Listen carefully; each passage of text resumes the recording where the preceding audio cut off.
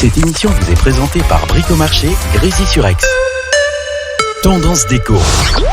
Des idées et des conseils pour votre intérieur avec Jessica. Bonjour à toutes, bonjour à tous, chères auditrices, chers auditeurs, c'est Jessica et je suis ravie de vous retrouver dans votre émission Tendance Déco, l'émission dédiée à la décoration d'intérieur. On se retrouve un mardi sur deux sur Radio Grand Lac 92.1. Évidemment, on salue notre sponsor Bricomarché et je profite également pour faire un petit coucou à Jean-Pierre. Je sais qu'il m'écoute, alors Jean-Pierre, bonjour et passe une très belle journée. Cette émission aujourd'hui va nous parler de deux thèmes en particulier. Le démarrer, en fait, ça va être les 10 étapes d'un projet de décoration d'intérieur avec la collaboration d'un ou d'une professionnelle. Voilà les 10 grandes étapes. Du coup, vous en saurez plus, comment ça se déroule, ce qu'il faut faire, etc. Et puis, en deuxième partie d'émission, on verra comment créer une entrée sympa dans sa maison ou dans son appartement, histoire de structurer les espaces. Et on sait tous qu'une entrée, c'est très important, qu'on soit seul, à deux ou avec des enfants. Quand on arrive chez nous, l'entrée est forcément à son importance dans son intérieur.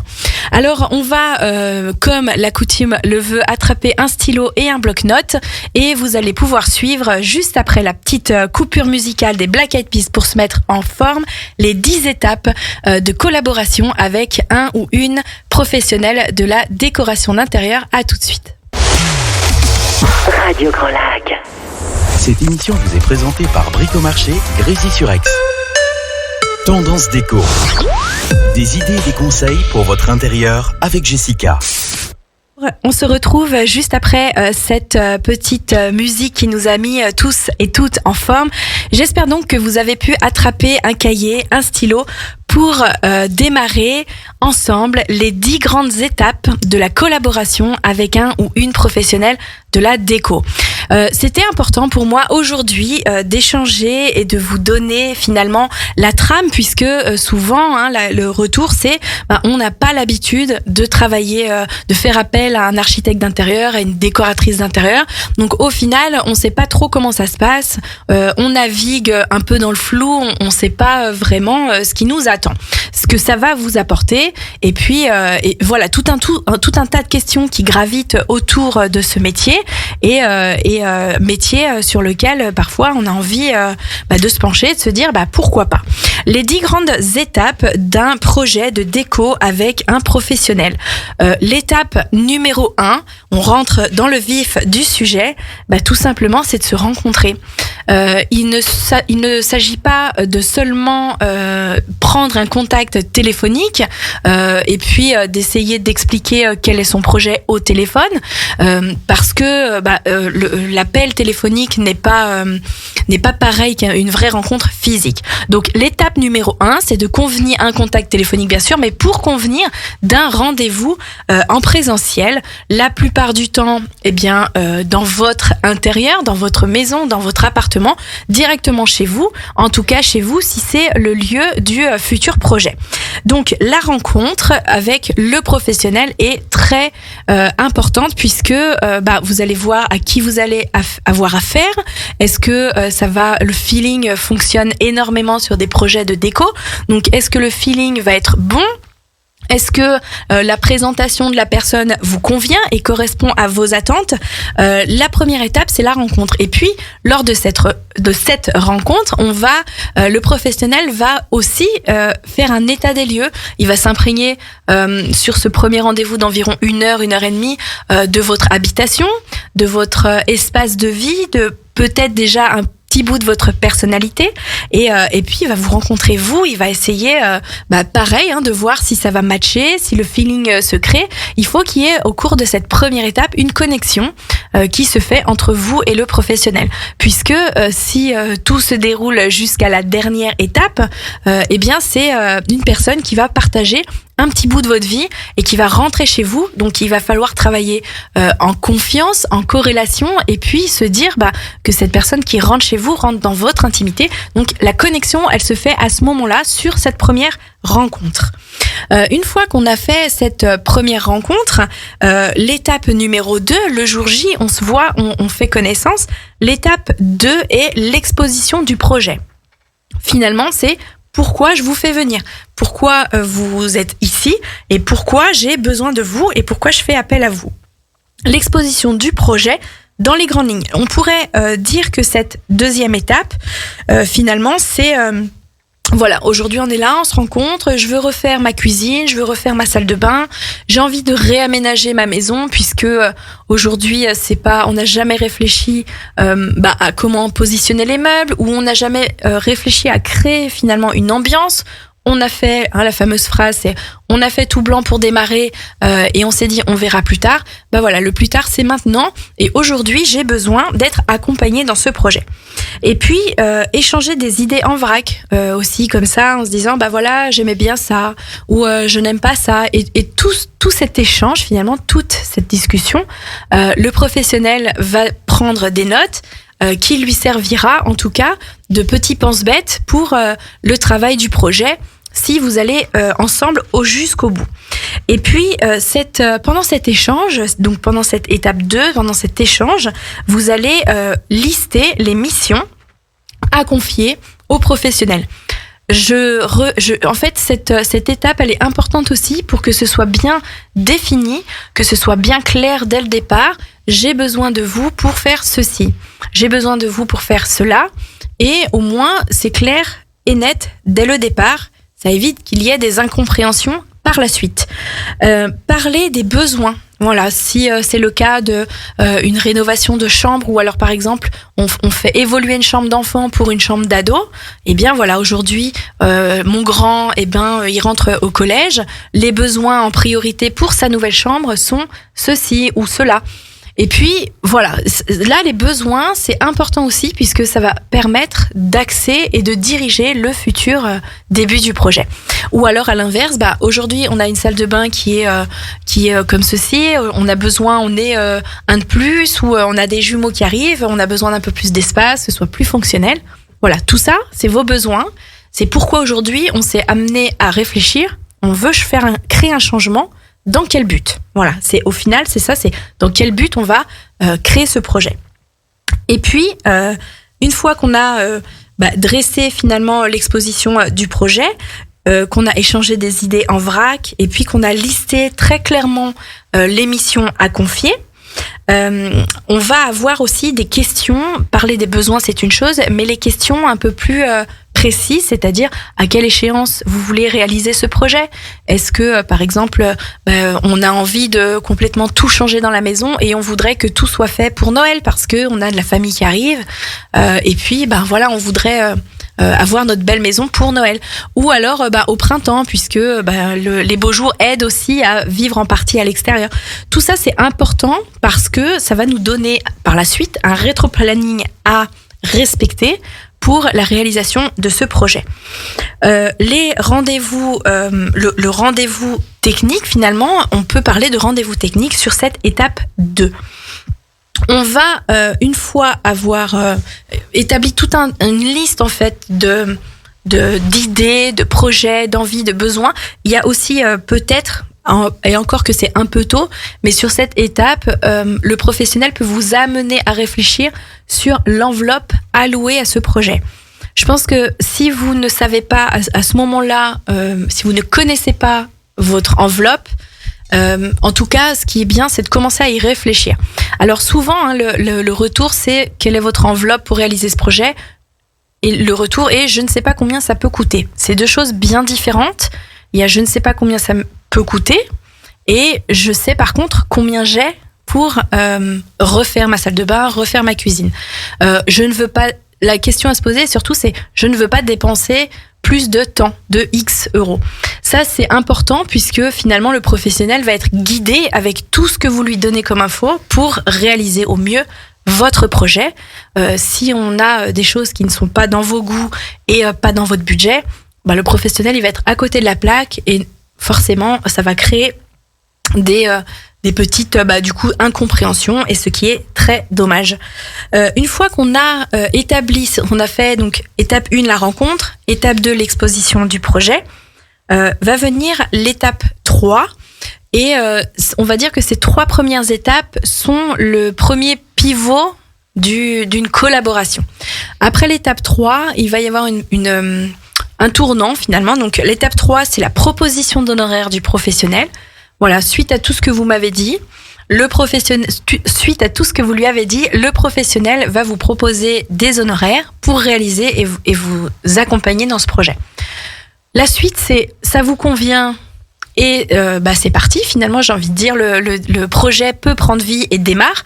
Et ça ne vous convient pas, eh bien, déjà peut-être en parler, ou bien en tout cas, vous n'aviez pas cette idée-là, et voilà. Donc, dans la plupart des cas, évidemment, la connexion se fait, la proposition vous convient, et on va passer, on va dire, au chapitre d'après, c'est-à-dire l'étape 4, et là, on va rentrer finalement dans le vif du sujet. Alors, ces 3 premières étapes d'une collaboration avec un professionnel de la décoration, c'est ce premier pivot. Ensuite, on va rentrer dans le vif du sujet. Il va falloir se revoir à nouveau, puisque dans l'étape numéro 2, on a exposé notre projet, mais dans les grandes lignes. Voilà, on a dit, on veut refaire notre salle de bain, on a quelques idées en vrac, on veut allouer telle enveloppe, et on voudrait que ce soit fait pour Noël. Ok, on a donné les grandes lignes. Maintenant, dans ce cadre, il va falloir remplir finalement d'idées et abonder avec un échange. Donc, dans cette étape 4 est à nouveau un rendez-vous, ce que j'appelle le rendez-vous découverte finalement, et qui va vous servir, qui peut durer assez longtemps, en général 2 voire peut-être même 3 heures. Ça dépend en fait si vous êtes bavard ou pas, mais dans ce rendez-vous découverte, on va creuser un petit peu les envies, les besoins dont on a déjà parlé. Donc on a déjà le pilier, on a déjà le socle du projet, et maintenant on va les creuser. Qu'est-ce que vous aimez comme couleur, ce que vous n'aimez pas, quelle ambiance vous voulez retrouver. Vraiment de façon détaillée, on va creuser l'étape 2, et c'est ce qui va nous donner les 2 grands axes du projet, c'est-à-dire allier le côté pratique, quels sont vos besoins, avec le côté esthétique, ce que vous aimez et ce que vous avez envie de retrouver chez vous. Et c'est en travaillant ces 2 grands axes qu'on va arriver à démarrer ce qu'on appelle l'étape 5, la présentation de l'avant-projet sommaire. Alors, l'avant-projet sommaire vient à l'étape 5, mais évidemment, entre l'étape 4 et l'étape 5, il y a le travail du professionnel, de l'architecte ou de la décoratrice ou du décorateur. Entre l'étape 4 et 5, ce qui est bien aussi, c'est de se définir, de se dire, on se donne 15 jours avant de se revoir. Ça veut pas dire qu'il faut que ce soit le silence radio, mais en tout cas, on peut s'appeler, on peut s'échanger des messages. J'ai une idée, voilà, on reste connecté, mais il y a un travail en off qui se fait et qui prend du temps.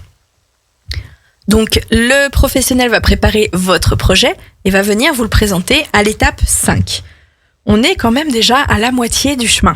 Donc, c'est déjà chouette. Finalement, on s'est dit, on sait pas trop comment ça se passe. On a un peu peur de faire appel. On n'a pas l'habitude, ce qui est normal.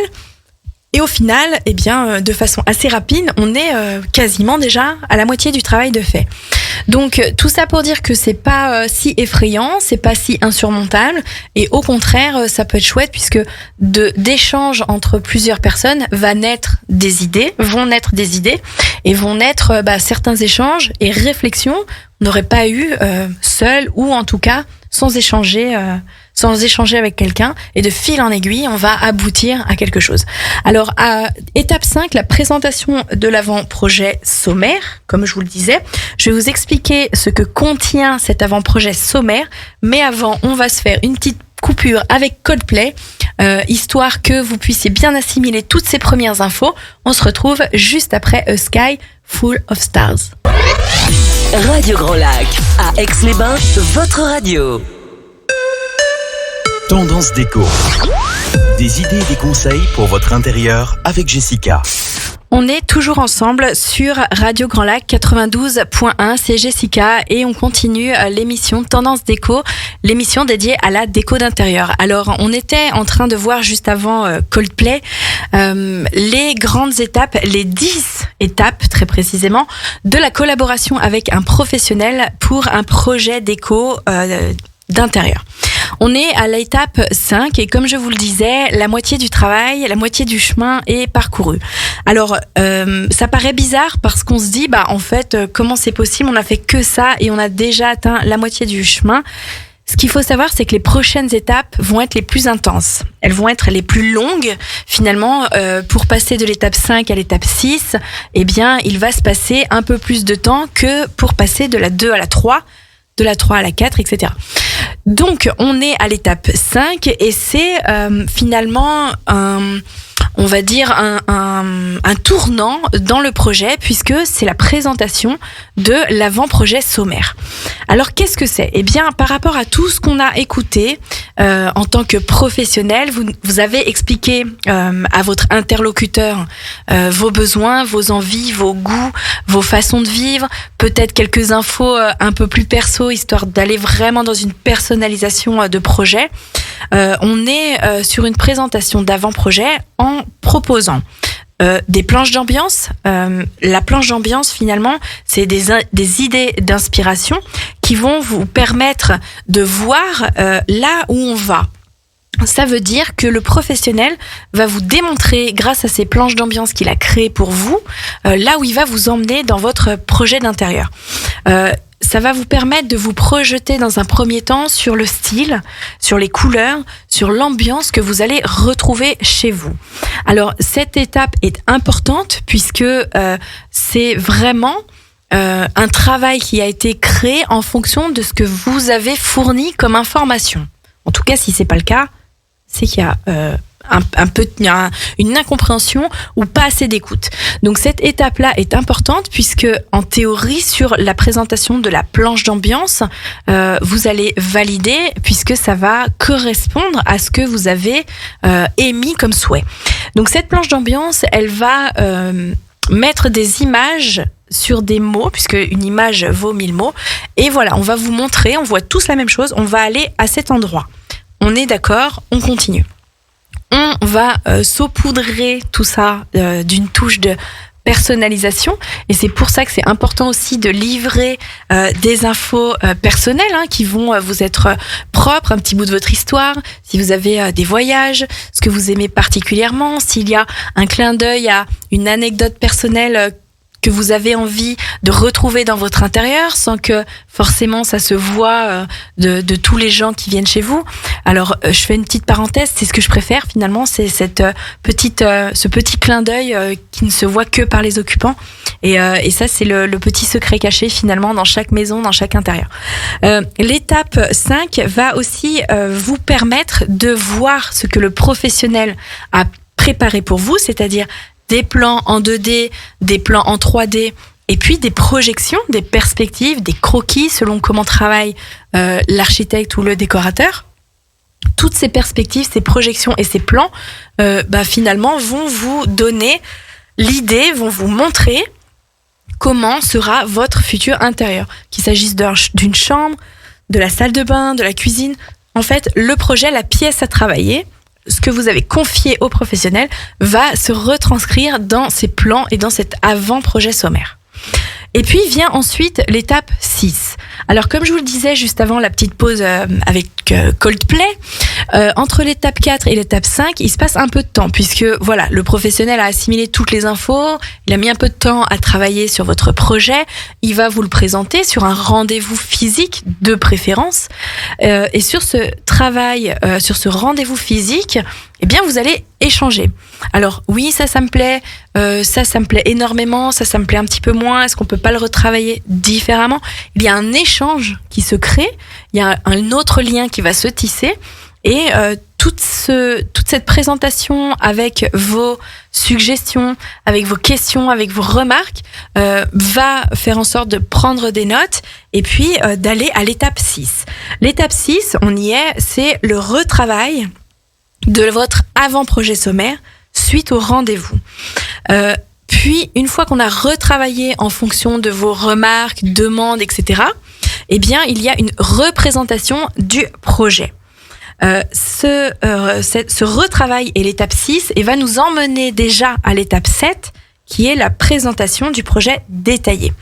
Alors, pareil, entre l'étape 5 et l'étape 6, il y a un petit peu de temps, puisqu'il va falloir retravailler le projet, peut-être changer certains agencements, certaines choses qui vous ont pas forcément convaincu, ou au contraire, peut-être que ça va aller très vite, puisque tout est parfait et il y a juste 2-3 petites bricoles à affiner. Donc là, ça va vraiment dépendre la préparation de l'avant-projet, les rendez-vous découvertes, finalement, vont faire énormément pour que l'étape 6 aille vite au final. La représentation à l'étape 7, la présentation du projet détaillé. Alors là, on s'approche quand même beaucoup, dangereusement, du projet final. Ça veut dire que quand on en est là, eh bien, on a déjà passé l'étape des planches d'ambiance. On a déjà validé l'ambiance, ce que vous allez retrouver chez vous. On a déjà validé des plans puisque on est en phase on a passé l'étape retravail. Et là, maintenant, normalement, en fonction de ce que le professionnel va vous présenter, on est proche de la vérité. Alors, à part si, effectivement, ce qui peut se passer, c'est que il y a d'autres questions qui surgissent.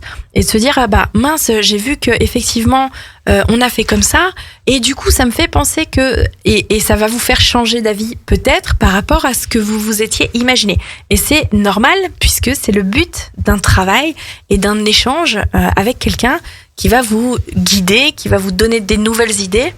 Et puis, voilà, c'est le but, justement. Donc, cette étape 7, en théorie, s'approche du projet final, c'est-à-dire de ce que vous aurez chez vous. On peut dire, je dirais, que 70% du projet est abouti. Alors pareil, ça vous paraît peut-être énorme de se dire, en fait, on est déjà quasiment à la fin. Il faut bien garder à l'esprit que les 10 étapes, là, on est en train d'en parler, on les énumère, ça prend 1 heure, le temps d'une émission sur Radio Grand Lac, mais évidemment, dans la vie et en situation, c'est plus long.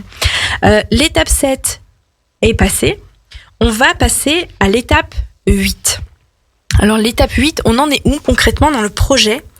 Eh bien, ça va être la mise en œuvre, la mise on va dire, en lumière aussi, et la présentation des listes des matériaux. Je m'explique. Quand vous avez abouti à un projet que vous avez validé avec votre professionnel, votre décorateur, votre architecte d'intérieur, le plan, l'agencement, ok, c'est bon, on y va, on fait ça. Il va y avoir le choix des éléments, des matériaux, etc. Et alors, le professionnel, en théorie, l'a fait en amont, déjà, préparé en amont. Et là, vous allez ensemble voir tout ce qui est immobile. Alors, tous les choix d'intérieur se font, pour ma part en tout cas, en 3 étapes. Tout ce qui ne va pas bouger, les revêtements de sol, les revêtements de mur, si vous modifiez ça. Vous allez choisir votre carrelage, votre parquet stratifié, ce que vous allez mettre au sol si vous le renouvelez. Et puis, pareil, le choix des peintures.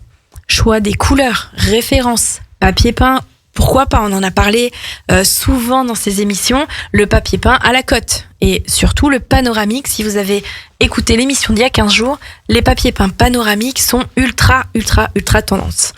Donc, sol, mur. Deuxième étape, tout ce qui est mobilier. On va valider, on va aller choisir, on va faire une liste d'achat. Tel canapé correspond à votre recherche. Il est à tel prix. On va aller l'essayer ensemble, voir si c'est confortable, s'il vous correspond, si vous le voyez chez vous, etc. Donc tout ça, c'est pareil. Ça, c'est une étape qui est assez longue et puis qui prend du temps. Donc, on a fait 70% du projet. Ça ne veut pas dire que c'est déjà terminé. Cette recherche de meubles, elle va se faire en collaboration avec votre professionnel de la déco ou pas. Là, encore une fois, ça va dépendre de la liste des besoins que vous avez fait au début de la rencontre. Est-ce que votre décorateur vous accompagne dans le choix des meubles ou pas, puisque j'ai des meubles que je veux replacer dans mon futur projet. Donc tout ça, c'est pareil, c'est des choses à définir. Et puis enfin, une fois qu'on a refait les sols, refait les murs et meublé, eh bien on va aller dans le détail et la touche finale qui sont les accessoires décoratifs. Alors ça peut être un tapis, des coussins, des bougeoirs, des vases, des tableaux, des cadres, des luminaires, tout ce qui va vraiment apporter la touche déco. À proprement parler, bien entendu. Tout ça, ça va venir en dernier, finalement. Alors, ça veut pas dire qu'il faut pas l'anticiper, bien sûr, mais c'est ce que vous installerez en dernier, évidemment. Donc là, c'est pareil. Le professionnel peut vous préconiser des produits en vous disant, ça correspond au style. Voilà vers quoi il faut orienter vos recherches. Vous n'êtes pas obligé d'être en collaboration avec votre archi ou votre déco jusqu'à l'achat de la bougie. Mais tant que vous avez les grandes lignes, tant que vous avez les infos de ce que vous pouvez acheter pour que ce soit harmonieux et que ça rentre dans la planche d'ambiance et qu'on suive toujours ce fameux fil conducteur, eh bien, évidemment que vous pouvez être autonome. Donc, cette étape 8, elle est importante. On est près de la fin, mais à la fois, c'est ce qui va prendre le plus de temps. Alors, le plus de temps, c'est pareil. Attention à avoir bien défini l'échéance. Puisque si vous avez contacté votre professionnel et puis qu'il reste 2 mois à travailler avant votre échéance, eh bien, il va falloir vraiment organiser son temps, puisque le temps passe très vite. Et comme je vous le disais, il y a certaines étapes qui prennent du temps. Donc attention à ne pas vouloir aller trop vite et à ne pas trop laisser traîner non plus les projets. Étape numéro 9, on s'approche, on y est presque. Étape numéro 9, échange des idées pour finalement aboutir au projet. On a travaillé les choix des meubles, on a travaillé les choix des revêtements muraux, on a travaillé les accessoires déco, et tout ça va être... Alors, encore une fois, c'est si cela fait partie de la mission de votre professionnel, on peut se dire, oui, ça c'est sympa, je l'ai vu, il existe une multitude de canapés, il existe un nombre incalculable de meubles télé, de tout un tas de choses. Alors là, c'est pareil, c'est où on va s'orienter vers des magasins, des boutiques, où on va vouloir faire de l'agencement sur mesure. Et à ce moment-là, il va falloir travailler des projets d'agencement et anticiper les délais. Attention aux délais en ce moment, c'est un peu compliqué. Sur tout ce qui est agencement, voilà, ça va prendre du temps. On va échanger, on va se dire que finalement non, plutôt que de faire ce meuble-là qui est un peu trop, on va le changer, on va pas prendre celui-ci, mais un autre.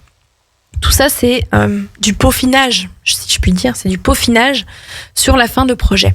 Et puis les accessoires déco, là, c'est encore une fois, c'est vraiment du peaufinage, de l'échange d'idées. Ah oui, là, finalement, ça pourrait être pas mal, etc. Donc, l'étape 9, on est sur le peaufinage. On est en train de saupoudrer du petit détail qui fait la différence. Et puis ensuite, on est sur l'étape 10. L'étape 10, là, le projet, il est terminé. Les choix sont faits. Le plan est fait. Les projections ont été vues, ont été validées. On sait comment sera la future pièce. Maintenant, le professionnel de la déco a terminé son job. L'étape 10, c'est la mise en œuvre. Et oui, parce qu'après avoir fait des jolis dessins et puis avoir fait rêver les gens, faut le faire. Donc, la mise en œuvre, elle est à vous, c'est à vous de jouer finalement. Donc, soit vous faites si c'est un projet déco, je veux repeindre la chambre de mon fils, je veux pas forcément appeler un peintre, ou alors sinon, justement, il y a des gros travaux et je veux faire appel à des professionnels. Voilà, là, c'est vous qui décidez. Est-ce que je veux faire appel est-ce que j'ai besoin de faire appel à des artisans ou pas? Et puis, s'il y a le travail en collaboration avec un cuisiniste ou avec d'autres personnes qui rentrent finalement un peu dans la danse, là, la mise en œuvre, c'est vous qui faites ou qui faites faire. Et enfin, le projet est terminé.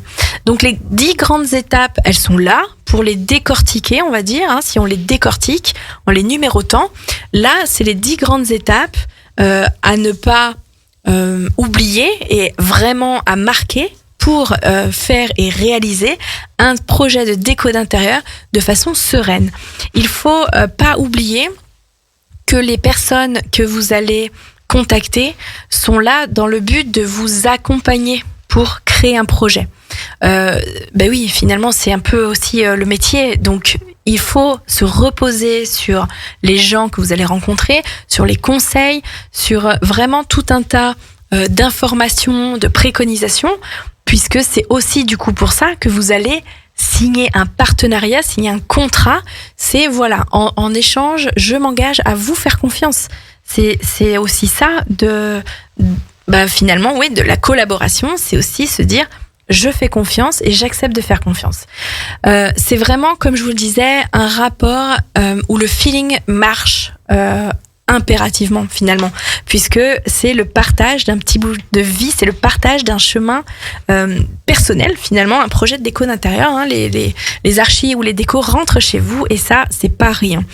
Donc voilà, on a vu ensemble sur cette première partie d'émission les 10 grandes étapes d'un projet de déco d'intérieur accompagné par un ou une professionnelle. Comme je vous l'ai promis, on va utiliser le quart d'heure qui nous reste ensemble pour découvrir comment on peut se créer une entrée dans sa maison ou dans son appartement, puisque c'est très important aussi d'avoir une entrée et qu'elle soit fonctionnelle, surtout fonctionnelle. Je vous propose de se faire une petite coupure musicale avec Martin Solveig et je vous retrouve juste après sur Radio Grand Lac. À tout de suite. Tendance déco. Des idées et des conseils pour votre intérieur avec Jessica. Et oui, on est toujours ensemble sur Radio Grand Lac 92.1. Il nous reste une bonne dizaine de minutes ensemble. On a dédié cette émission à découvrir les grandes étapes, les 10 grandes étapes qui ponctuent la collaboration d'un projet de déco avec un professionnel de la décoration. Il nous reste donc, comme je vous le disais, une bonne dizaine de minutes pour parler ensemble de comment créer une entrée dans votre maison ou dans votre appartement. En tout cas, s'il n'y en a pas une, on va dire à proprement parler finalement, comment faire pour que l'entrée ait toute sa place. Alors, 9 idées à piquer, à recopier pour créer une entrée. On n'a pas forcément de la place quand on a un appartement, un petit appartement. On n'a pas forcément la place de démarquer finalement l'entrée du salon. Parfois, on arrive chez soi, on est quasiment directement dans le salon ou dans la cuisine. Comment faire justement pour changer ça? Alors, 9 astuces. La première, et si on a la place, bien entendu, à chaque fois, c'est à prendre au cas par cas et à essayer de s'approprier ces idées, évidemment. Mais installer une banquette peut parfois changer pas mal de choses. On installe la petite banquette d'entrée, comme ça, juste avant de partir, on s'assoit, on se chausse. Les enfants ou vous peuvent avoir une petite assise. On peut aussi la mettre de façon à ce qu'elle structure et qu'elle délimite l'entrée du reste de la pièce dans laquelle on arrive. Et puis, tout simplement, sous cette banquette, pourquoi pas mettre un petit tapis. Encore une fois, on va structurer les sols. On y reviendra sur le point numéro 8. Mais le fait d'avoir un tapis à l'entrée, peut vous permettre visuellement de marquer l'entrée. Idée numéro 2, oser la couleur. Ça veut dire quoi? On peut, pourquoi pas, créer une entrée avec une peinture sur les murs et même, pourquoi pas, sur le plafond d'une couleur différente que celle de tout le reste de la pièce. Exemple, on a envie de créer une entrée, on a envie d'un intérieur masculin, pourquoi pas faire une entrée avec un bleu électrique. On peut très bien faire une bande sur 1,20 m ou la largeur d'une banquette, pourquoi pas. Et puis le plafond, pareil, avec une suspension. Visuellement, cette peinture va délimiter l'entrée. Ça paraît rien et pourtant ça a un super effet. La peinture reste vraiment votre meilleur allié dans des projets déco. Et puis vient ensuite en numéro 3, pourquoi pas l'installation d'une verrière. On en a parlé il y a 15 jours, la verrière c'était la star de l'émission. Comment installer une verrière, comment se l'approprier? Encore une fois, la verrière peut avoir sa place dans une entrée. Elle va délimiter sans faire blocage, sans faire vraiment une barrière plutôt à la lumière, on va vraiment, encore une fois, c'est ce qu'on disait il y a 15 jours, structurer sans cloisonner, sans fermer la verrière à sa place dans une entrée.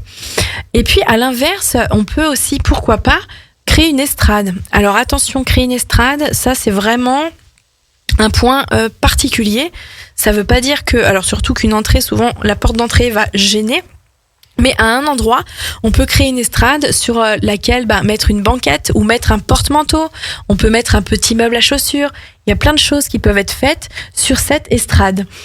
Point numéro 6, un mobilier sur mesure. Bah oui, pourquoi pas, puisque le mobilier sur mesure va venir vraiment structurer l'entrée. Alors, le mobilier sur mesure, c'est quoi ? On va pouvoir, pourquoi pas, créer une penderie avec un meuble qui monte jusqu'au plafond, qui va se continuer sur la hauteur par des meubles hauts dans lesquels vous pourrez ranger vestes et autres articles finalement saisonniers. Et puis pourquoi pas à l'intérieur de ce mobilier, venir justement créer sur mesure une petite banquette. Voilà, comme ça vous vous asseyez et puis juste à côté ou en dessous de la banquette, on a un caisson, on a un tiroir, on a tout un tas de rangements puisque le rangement c'est la vie. Le rangement, on en a toujours besoin. Donc en plus de structurer l'espace, on va venir créer quelque chose de très fonctionnel puisqu'un placard d'entrée c'est très utile, c'est voire même indispensable, surtout quand on a des enfants. Alors pourquoi pas faire un mobilier sur mesure ou pas d'ailleurs, mais en tout cas le mobilier est une bonne astuce. Point numéro 6, on peut prolonger un meuble. Alors si par exemple vous rentrez directement dans une cuisine, quand vous rentrez vous avez vos meubles de cuisine sur un des côtés, pourquoi pas le faire prolonger et cela pourra créer une séparation comme un petit bar finalement, un petit îlot dans lequel vous structurez, vous structurez finalement encore une fois l'entrée. Vous ne rentrez pas dans la cuisine, on va faire en sorte que l'entrée se prolonge avant d'arriver à la cuisine ou au salon. Prolonger le meuble, c'est l'idée numéro 6. Idée numéro 7, un meuble à chaussures. Alors ça revient un peu au même que faire un mobilier sur mesure, mais là simplement un petit meuble à chaussures aura la même fonction que la banquette par exemple, va délimiter l'entrée. Encore une fois, si derrière ce meuble à chaussures vous venez ajouter en termes de déco une peinture différente ou des cadres, un miroir, un porte-manteau, puisqu'il y a aussi la décoration murale qui va jouer un rôle essentiel finalement dans la création d'une entrée, tout ça va ajouter de la structure à l'entrée de votre appart ou de votre maison. Dépareiller le sol, on en a parlé tout à l'heure, l'idée numéro c'était l'idée numéro 4 d'installer une estrade, ou en tout cas on parlait pendant l'idée numéro 1 d'installer un tapis. Pourquoi pas dépareiller le sol. Alors ça c'est valable si par exemple vous avez votre projet de refaire votre sol. Pourquoi pas faire tout un carrelage partout et puis dans l'entrée mettre quelques petits carreaux de ciment ou des carreaux hexagonaux, ou en tout cas dépareiller la couleur. Pourquoi pas aussi, puisque l'entrée a priori c'est pas comme d'autres pièces, elle restera toujours au même endroit, donc c'est pas gênant. On dépareille le sol. Pourquoi pas au final, c'est osé, c'est courageux. Mais ça peut être vraiment très très sympa. Dépareiller le sol aussi, alors encore une fois, ça peut être un tapis, ça peut être 2 carreaux de carrelage différents, ou ça peut être par exemple du parquet et du carrelage dans l'entrée, histoire de pas abîmer votre parquet à l'entrée de la maison. Voilà, tout plein d'idées comme ça qui vont visuellement dépareiller, structurer et donc créer une entrée. Et enfin, la dernière idée, la numéro 9, mais qui est une très bonne idée aussi, c'est installer des claustras. Alors installer des claustras, ça peut être plusieurs dimensions, ça peut être une hauteur de sol au plafond, ça peut être jusqu'à une certaine hauteur si on veut pas couper complètement jusqu'en haut. On peut les faire sur mesure, il faut d'ailleurs les faire sur mesure. Et là, pour le coup, on va pouvoir intégrer, pourquoi pas, des petits casiers pour ajouter des accessoires déco. Ça peut être une petite plante, des livres, une petite boîte à clés, ou en tout cas plein de choses en plus que ces claustras vont avoir une fonction finalement de séparation. Elles vont ajouter la touche déco par excellence et on va finalement allier l'utile à l'agréable. Voilà, en tout cas, pour créer une entrée, il existe plein de petites astuces. Évidemment que vous pouvez trouver tout ça sur certains sites et sur certaines applications qui sont des sources inépuisables. Et puis évidemment, il faut le répéter, mais c'est une évidence. Eh bien, écoutez un mardi sur deux de 13h à 14h, Tendance Déco sur le 92.1. Tendance Déco, l'émission dédiée à la décoration d'intérieur. Il va être l'heure de se quitter et de se retrouver dans 15 jours pour une émission spéciale, encore une fois avec 2 grands thèmes. Je vous en dis pas plus, il faudra vous connecter. On refait un petit clin d'œil et on remercie encore chaleureusement le sponsor de l'émission Bricomarché à Grésy-sur-Aix. Et quant à moi, je vous souhaite une très belle semaine avec un joli temps et des températures qui se rafraîchissent. On en parlera dans notre prochaine émission. Très bonne semaine à tous et à bientôt.